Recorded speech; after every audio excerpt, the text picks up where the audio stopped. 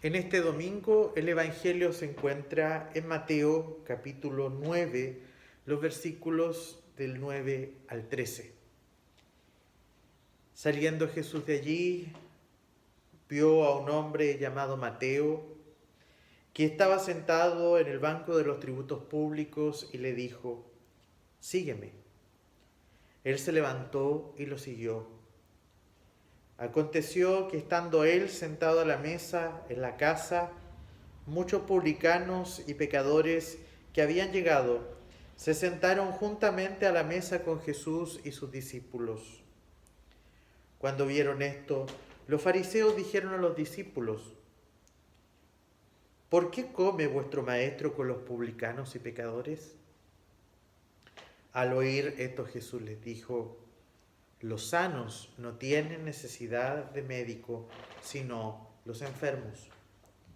Id pues y aprended lo que significa: misericordia quiero y no sacrificios, porque no he venido a llamar a los justos, sino a los pecadores al arrepentimiento».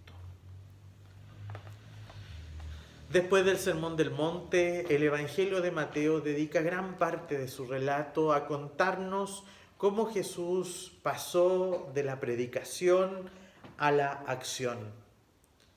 El capítulo 8 y 9 específicamente nos va a anunciar no solo esta acción de Jesús, sino cómo Él también desafía a sus discípulos a tomar como referencia el hacer. Ante esto, el escritor bíblico nos va a presentar 10 milagros y señales de Jesús, para presentarnos de esa forma que Jesús es el Mesías. En otras palabras, las primeras comunidades cristianas descubrieron de que el anuncio de Jesús no era solamente una cuestión de conceptos, sino que tenía que ver estrechamente a lo relacionado con las acciones.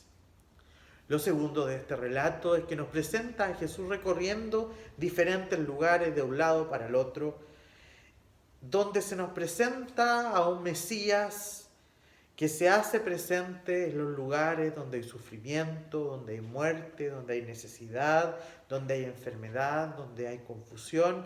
En esos lugares está Jesús acompañando a las personas que la religión había definido y catalogada como pecadoras, producto de las exigencias de la ley de santidad que también se aplicaban en el templo y la vivían los religiosos de la época. A la luz de este texto les invito a poder mirar dos opciones: la mirada de Jesús, que se transparenta en este relato, y la mirada que tienen los fariseos para increpar y encarar a los discípulos y a Jesús en esta historia. La mirada de los fariseos es una mirada muy importante de identificar. Los fariseos ven lo que está sucediendo en esta escena.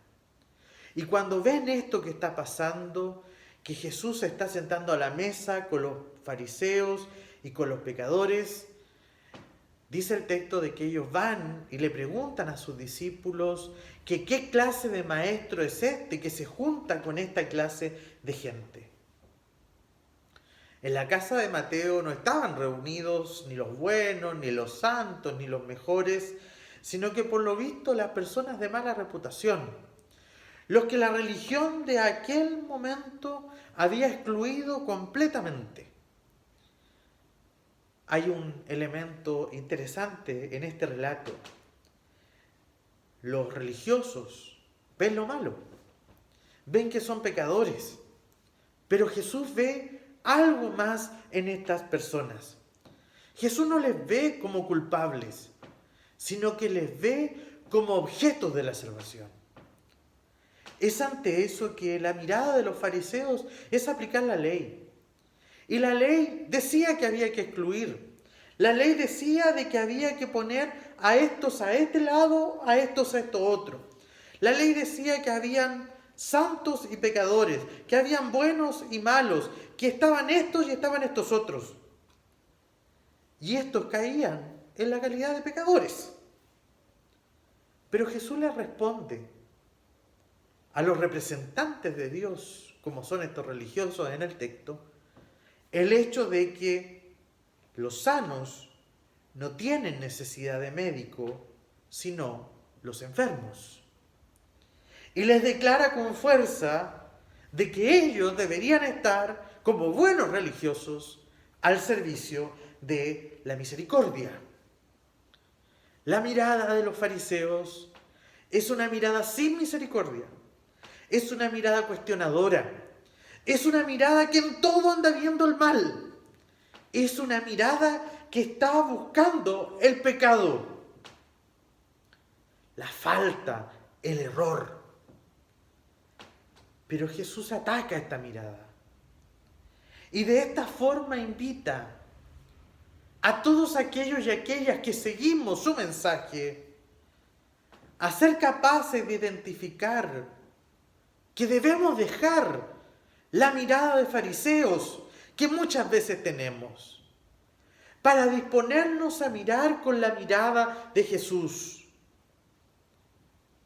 Este relato nos va a permitir declarar que una iglesia, que cristianos y cristianas que no tienen misericordia, no son iglesia ni cristianos que siguen los pasos de Jesús. La mirada de Jesús es una mirada totalmente diferente. La invitación que Jesús le hace a Mateo ya es un detonante y un conflicto para los religiosos, porque Mateo no encajaba en los códigos de santidad que los religiosos manejaban. La mesa compartida con los pecadores era algo que a ellos les cuestionaba en relación a qué clase de maestro tiene Jesús. Pero Jesús no es maestro de moral. Jesús en este texto es amigo y amiga de los pecadores. En la mesa de Jesús no están los santos, ni los buenos, ni los que cumplen la ley. En la mesa de Jesús están todos los de mala reputación, donde Jesús declara en este ejemplo que los que son santos, los que quieren y anhelan la santidad, no son aquellos y aquellas que hacen obras de misericordia o que intentan hacer lo bueno, sino que son aquellos y aquellas que son signos permanentes del amor de Dios con todos y todas. Llamativamente, en este texto, el pecado no aleja a las personas de Dios. El pecado es la que los reúne. La que los reúne a seguirle, como era el caso de Mateo, y la que reúne a estos pecadores y a los discípulos alrededor de esta mesa. Por eso el Evangelio nos invita a compartir la inmensa misericordia que hemos recibido nosotros de parte de Dios con todos y todas. Hermanos y hermanas, el Evangelio de este domingo nos hace varias invitaciones. Y la primera de ellas es identificar de que estamos en una sociedad enferma.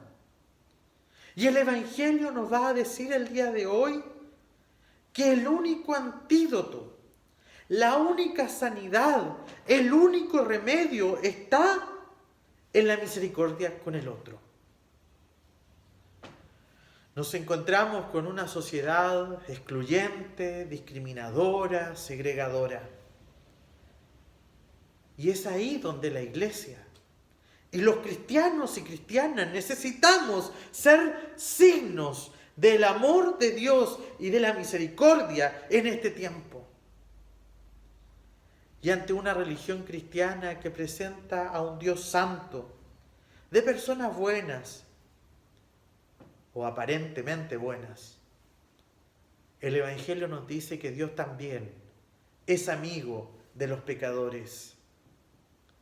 Y por último, reconocer que como cristianos y cristianas, como iglesia, deberíamos dejar de ser un museo de santos y convertirnos en un hospital para los pecadores.